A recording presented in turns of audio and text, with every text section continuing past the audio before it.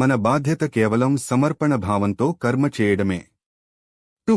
నిరాసక్తి, ఫలాపేక్ష లేకుండా పని చేయాలి.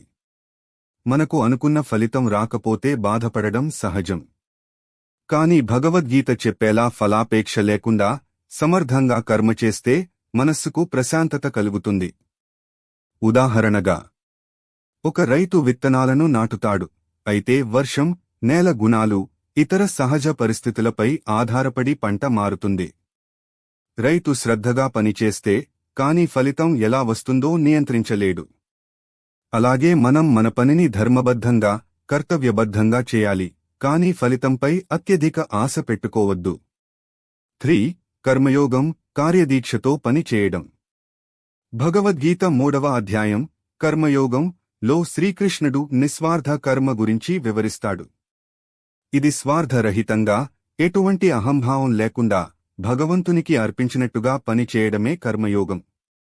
కర్మయోగి లక్షణాలు: ధర్మబద్ధంగా కర్మ చేస్తాడు.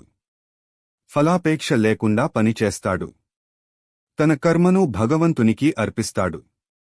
సమానమైన మనస్సుతో ఉంటాడు. విజయపరాజయాలను సమంగా చూస్తాడు.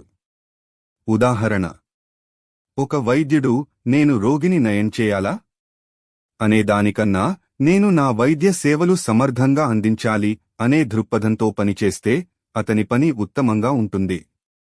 4. కర్మఫల చింతన వలన కలిగే సమస్యలు. 1. ఆత్మన్యూనత భావం. ఫలితంపై ఎక్కువ దృష్టి పెడితే విజయం రాకపోతే మనం తక్కువ స్థాయికి దిగజారిపోతాం. 2. భయాలు, ఒత్తిడి. ఎందుకు పనిచేస్తున్నా ఫలితం రాకపోతే అనే భయం.